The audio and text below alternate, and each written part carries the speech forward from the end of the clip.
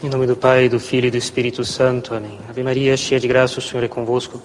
Bendita sois vós entre as mulheres, e bendito é o fruto do vosso ventre, Jesus.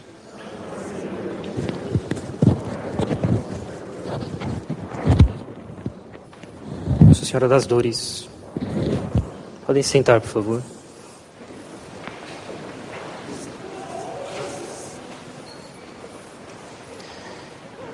Bem, seja no domingo passado, seja no domingo de hoje, os dois evangelhos acabam dando ocasião de que se fale alguma coisa sobre família, sobre casamento, sobre família, enfim, e sobre diversos ângulos. Enfim, o evangelho é sempre muito rico em frutos de reflexão, e gostaria de fazer uma reflexão sobre o evangelho de hoje, dentre outras tantas.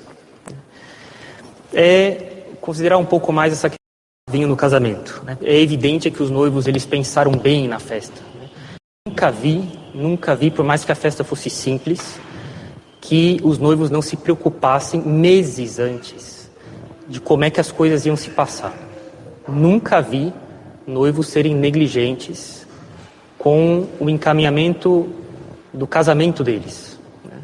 É evidente isso aqui que aconteceu foi uma coisa que foi absolutamente inesperada por parte dos noivos. Aconteceu alguma coisa que escapou da previsibilidade deles. E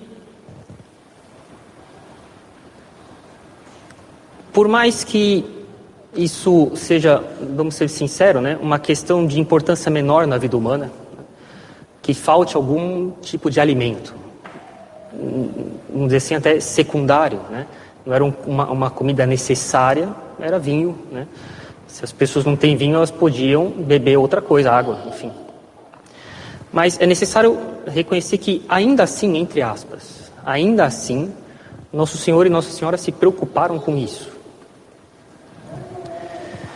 E aqui eu gostaria de fazer algumas considerações, né, a respeito disso. Então, a primeira coisa é de que na vida de casados, isso vale também em qualquer, mesmo não casado, mas me dirijo mais particularmente às famílias, né? E lógico, o que eu falo aqui, todos os casados aqui, certamente, eu tenho certeza, sabem disso na pele, né, por terem passado de fato isso. Problemas que vieram em cima de mim e eu não fui atrás. Ao contrário, eu tomei as precauções necessárias para que tudo se passasse bem, e problemas acontecem. Problemas acontecem porque, apesar de eu refletir, prever as coisas, providenciá-las, lembre-se, uma quantidade incalculável de circunstâncias escapa ao nosso controle. Escapa do nosso controle. Depois, eu posso me dedicar o tanto quanto é possível para planejar bem as coisas. A minha inteligência é uma inteligência criada. Ela é limitada. Ela é machucada pelo pecado original. Ela é viciada por maus hábitos de reflexão, por princípios ou ângulos de visão das coisas que parecem razoáveis e que não são. E problemas podem acontecer, mesmo que eu tenha pensado em tudo. Porque tem coisa que escapa da minha visão das coisas, do meu horizonte de visão. Tem coisa que escapa do meu poder de controle. Uma vez, um padre do instituto veio assim um pouco preocupado falar comigo. Padre Pascoal, tem um problema enorme. E aí falou: o que foi? Um problema que não tem solução.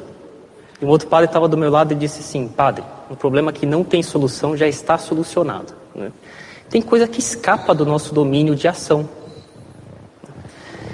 Pois bem, com relação a isso, eu só tenho uma coisa para ir direto no nó do problema, na medula do problema, né? Confiem na providência. Confiem na providência. Deus, ele governa as coisas. Deus, ele governa o ser das coisas, a existência delas por dentro. Eu governo esse papel mexendo ele de um lado para o outro. Eu aperto o botão do microfone, ele liga, eu aperto, ele desliga. Eu governo as coisas por fora. Nós governamos as coisas por fora. Pais, vocês governam seus filhos sobretudo por fora. Lógico que a gente vai falar um pouco sobre isso, entrar dentro do coração dos filhos. Né? Mas as pessoas são ajudadas o tanto quanto elas deixam se ajudar. Isso vale para filhos também. Deus, ele não tem um governo meramente exterior das coisas, faz elas irem para cá e para lá. Deus governa o ser delas, das coisas, a existência delas. E isso tem uma consequência no modo como o mundo funciona. É de que parece que Deus não intervém nas coisas. Porque Ele tem um domínio tão interior das coisas. Eu vou usar uma expressão um pouco tão total das coisas, que Ele as governa com uma sutileza impressionante. Porque Ele não precisa, de repente, se dar conta de que isso saiu do meu controle, então eu preciso fazer uma intervenção visível. Deus não intervém nas coisas assim, porque as coisas saíram do controle dele.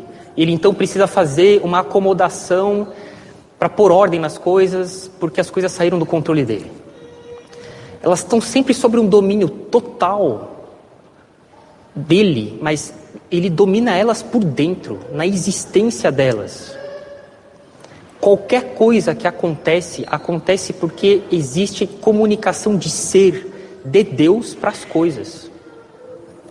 As coisas elas são, elas agem na medida que Deus, para entender íntimo no sentido mais sutil, né? Faz com que pareça que Deus não intervém nas coisas, justamente porque ele está dominando as coisas o tempo inteiro, num domínio total. Então ele não precisa sair fazendo intervenções abruptas nas coisas. E isso deve nos tranquilizar. De maneira errônea, nós nos tranquilizaríamos se Deus fizesse intervenções bruscas na nossa vida. Agora Deus de fato está agindo. Mas isso mostraria que Deus não tem controle total das coisas. Deus tem controle total das coisas. Por isso, as coisas se encaminham na nossa vida com muita tranquilidade. Porque Deus não precisa fazer intervenções bruscas. Que isso sirva sempre, isso é uma verdade. Que Deus tem total domínio das coisas, do ser das coisas. Ele não tem um governo meramente exterior. Ele não governa as coisas como alguém montado num cavalo faz o cavalo ir para cima e para baixo, para a esquerda e para a direita, enfim, né? Ele domina as coisas no íntimo delas. E que a gente aprenda com isso a ter um pouco de paciência, que com o tempo as coisas vão se encaminhando. Deus tem um domínio total e já bem de longe, antes das coisas acontecerem, Ele já as domina. Desde sempre domina as coisas. E as coisas que acontecem na nossa vida, ele já tem uma visão total de onde é que elas devem ir. Com que finalidade ele permite que elas façam isso ou aquilo, ou que elas estejam aqui ou lá. Sejam sempre muito tranquilos, confiem na providência. Né? E porque Deus ele domina as coisas, e é por isso que as coisas acontecem no mundo com tanta serenidade. E assim que a gente deve lidar com elas, né? Sem pretender que Deus faça intervenções assim, mais delicadeza, o que mostra o que é um efeito do total domínio que Ele tem sobre as coisas. Né? Lembre-se sempre que nosso Pai, que está nos céus, Ele sabe o que a gente precisa. E nossa Mãe, que está nos céus, ela também sabe o que a gente precisa. Né? Como o Evangelho de hoje mostra isso. Né? Eu lembro de um caso, eu já contei algumas vezes, de uma senhora que me contava quando ela era criança e uma pessoa, um pobre, veio pedir 1 litro de leite e ele falou, filha, vai lá entregar para ele. Né? E ela disse, pai, mais um pobre. Né? Por bobagem, não era a má vontade dela, assim, mas era a leviandade de criança. Ela contava assim, meu pai olhou sério para mim e falou, filha, alguma coisa já te faltou na sua vida, que você precisasse? Ela toda constrangida falou, não. Né? Então vai lá e leva o leite para ele. Lembre-se que a gente deve confiar na providência. Lógico, é absolutamente necessário tomar as rédeas da família nas mãos. A nossa família ela é o que a gente faz dela. A nossa família é o que a gente faz dela. O meu sacerdócio é o que eu faço dele.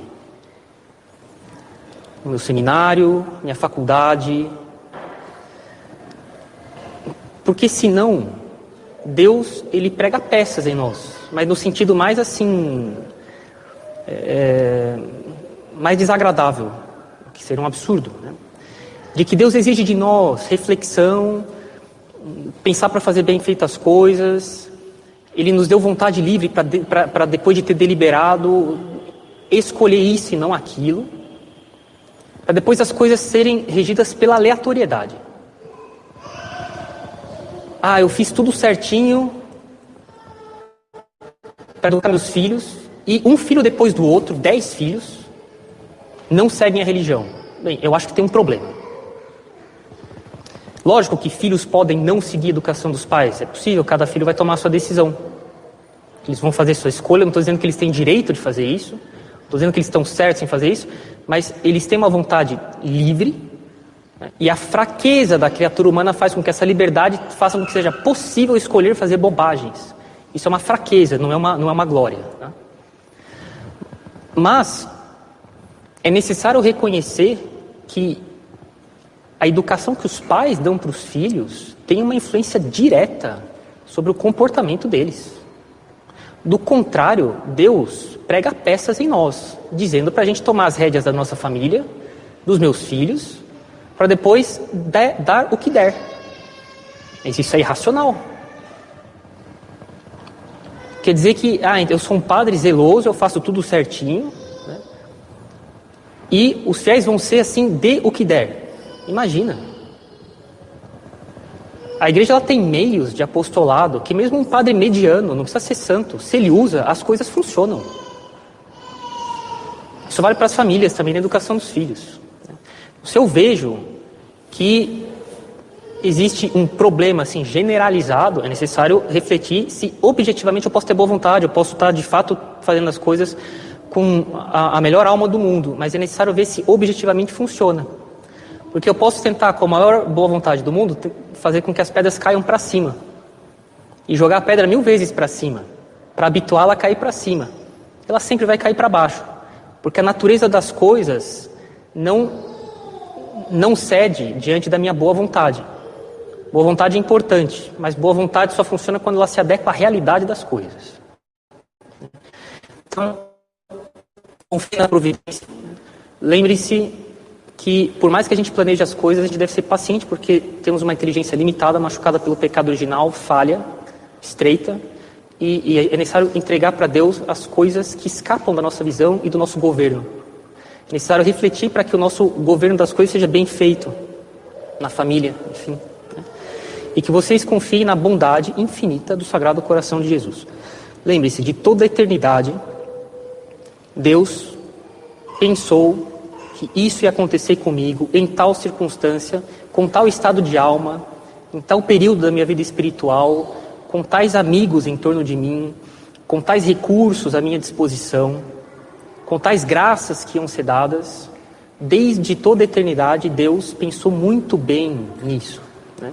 E insisto bastante, acho que uma das coisas que mais ofende o Sagrado Coração, para não dizer a mais ofensiva, é que ele veja da nossa parte algum pensamento assim: não, finalmente eu é que sei o que eu estou fazendo e Deus não. Isso ofende bastante, assim, machuca bastante. Né? Bem, a segunda coisa e última a considerar nesse fato do milagre da transformação de água em vinho, né, é a relação que chama bastante atenção, a relação que Nossa Senhora tem com Jesus Cristo como mãe e filho. Que é lógico que na relação entre os dois tem algumas coisas a mais que não nos diz respeito, assim, que a gente não tem como ter nas nossas famílias, porque Ele é Deus. E existe uma relação entre ela e o filho dela, que inclui também uma relação de criatura e criador.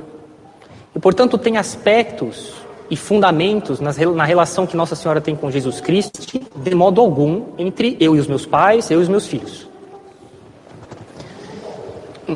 Entre nós, pais e filhos, uma relação de pai e filho humanos. Nossa Senhora teve uma relação única com o filho dela, que era a de que ele era Deus. Ela o sabia, e isso, evidentemente, entrava no fundamento das relações que ela tinha com ele.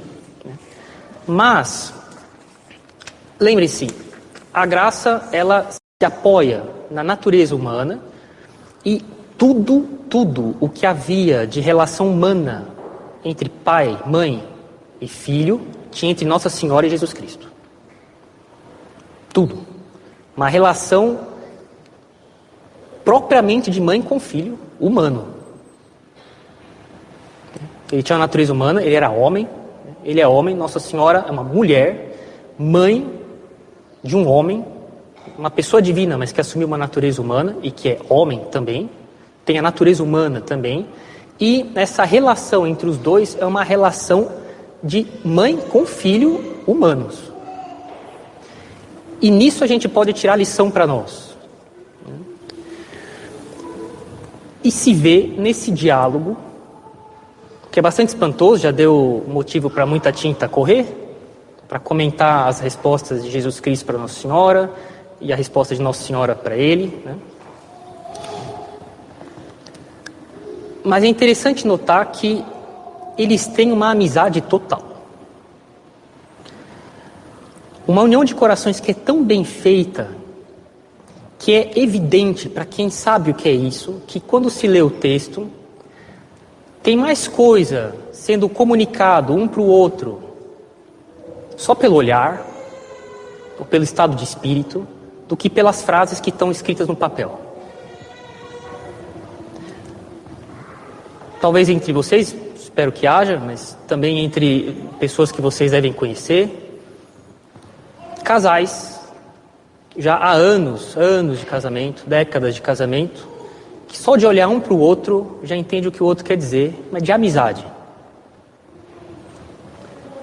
Que se entendem muito bem porque eles têm uma tal união de corações que eles não precisam falar muito para se entender. Só de um olhar para o outro já entende o que o cônjuge quer dizer. E é a mesma coisa aqui entre Nossa Senhora e Nosso Senhor. Eles não precisam falar muito entre eles. Essa frase que Nosso Senhor fala, né? O que há entre eu e ti, né? Essa frase, ela é repetida N vezes no Antigo Testamento. Não é uma frase única, que só aparece aqui. Ela aparece em várias ocasiões no Antigo Testamento, tá? Mesmo entre os gregos. Tem uma expressão que é a mesma coisa, né? E que quer dizer assim, isso é um assunto que a gente não deve que não nos diz respeito, mas não de maneira grossa. A coisa assim, eu não tenho que intervir nisso. Ou então isso escapa a minha intervenção no sentido de que não é isso que eu tenho que fazer. Mas logo em seguida ela fala que façam o que ele pedir. Quer dizer, eles se entendem muito mais pelo coração do que falando. E isso deve servir de modelo para nós. Insisto no que foi dito da vez passada. Pais, sejam amigos dos filhos de vocês, como pai e mãe. Como meus pais falavam para mim, você me respeita porque eu sou seu pai e sua mãe. Mas eram amigos. Mas quantas vezes eu precisei, porque problemas acontecem, eles caem na sua cabeça, mesmo sem você ter ido atrás, como a gente viu aqui no começo, né? Eu falava, pai, eu precisava conversar com o senhor uma coisa, pode ser depois da janta, lógico. A gente ia na sala, continuava bebendo alguma coisa, a música continuava tocando no rádio, né? no CD, né? E a gente conversava de maneira normal, tranquila, não era uma audiência com meu pai. Ah, acabou meu tempo, então faz isso, depois me dá um retorno em 15 dias. Imagina. Era uma conversa de pai com filho, de amigo, que pondera as coisas, e como os amigos têm problemas em comum, que tomava as questões do filho como as dele próprio. E é assim que deve ser a relação entre os pais e os filhos. Uma coisa natural, no sentido de que a coisa entra como faca na manteiga. Isso não é da noite para o dia. Isso é cultivado ao longo da vida. Ah, eu percebo que eu tenho lacunas em relação a isso, mas reflita como corrigir. Ah, eu já cresci e nunca tive pais assim. Filho não tem que ficar se mordendo por problema de pai e mãe. Insisti muito nisso. Filhos, os pais de vocês são seres humanos. Eles são homens. E pode acontecer qualquer coisa. Essa é a verdade. Eles podem fazer, Deus nos livre, qualquer tipo de bobagem. Isso não pode fazer com que vocês fiquem se corroendo por dentro. Vocês têm que encaminhar a vida de vocês, não ignorando os pais de vocês, se um dia isso acontecer. Mas que vocês tenham honra por eles, vocês agradeçam eles, tudo o que eles fizeram por vocês. Enquanto vocês dormem, enquanto vocês estão longe, eles se dobram em dois para dar por vocês o que eles não dão para eles. Porque pai e mãe é assim. Essa é a verdade. O que a gente não faz por nós. E a mesma coisa vale de padre, né? O padre padre, eu tenho receio de incomodar. A gente se dobra em dois para achar um horário. Mas a gente atende vocês, não tenham medo de incomodar. Pai e mãe faz pelos filhos o que eles não fazem por si mesmos. Que os filhos tenham sempre muita consideração pelos pais, por mais que eles possam ter algum problema. E que vocês encaminhem a vida de vocês bem encaminhado, mas que, de um jeito ou de outro, vocês sempre procurem, pais e filhos, a ter um só coração. O tanto quanto é possível. Lógico, tem temperamentos que são mais afetivos, tem temperamentos que são mais fechados. Tem coisas que vão além do temperamento. Experiência de vida, o modo como a pessoa digeriu alguma coisa ou não digeriu, enfim. E isso faz com que cada alma seja bastante única, mas que vocês procurem ter um só coração entre vocês, mais ou menos, mais no sentido de numa maior profundidade ou numa profundidade a que for possível, né? Mas que isso é uma coisa que a gente cultiva e que se procure ter mais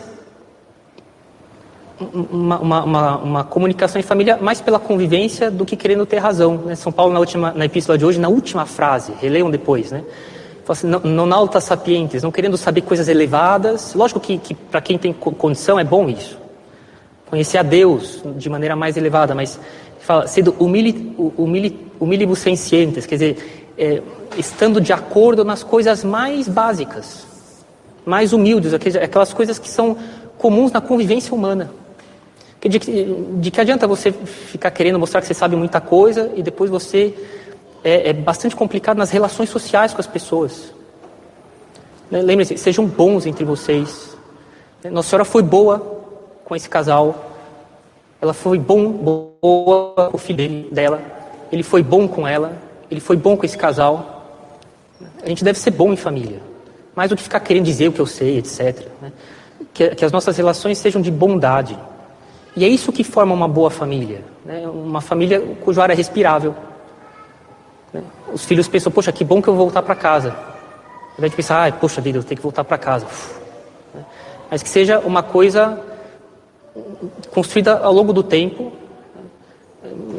Lembre-se, as coisas humanas, como eu falei da providência, elas acontecem com calma. Nada de intervenções intempestivas. Né? As pessoas que estão doentes, elas se recuperam com calma. Os médicos têm que ter paciência, eles esperam o remédio agir, pode demorar semanas. Os agricultores esperam semanas, meses para as plantas crescerem. É assim que as coisas humanas são. Elas levam tempo. Né? Os filhos absorvem com lentidão, que a gente fala.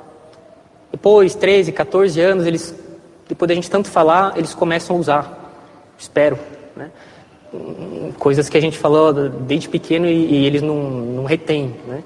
Eles vão reter, mas é necessário ter calma. Né? E as coisas vão acontecendo com o tempo. Né? Eu lembro, meus pais falavam coisas milhares de vezes a mesma coisa. Né? E eu, tá bom. E lógico que não estava bom, né? Assim, eu era criança, nem me preocupava, fazia as coisas tudo por impulso. Né? Depois de um tempo, você começa a refletir.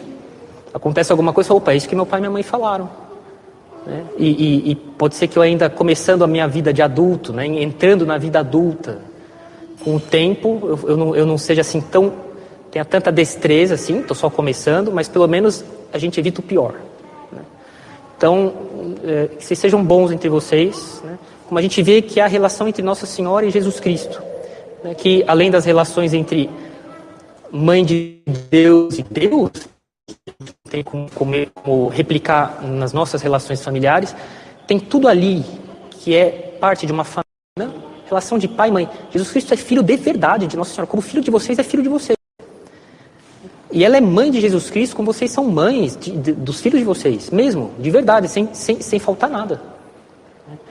E nisso a gente pode imitá-los, de sermos bons entre nós. Em nome do Pai, do Filho e do Espírito Santo. Amém.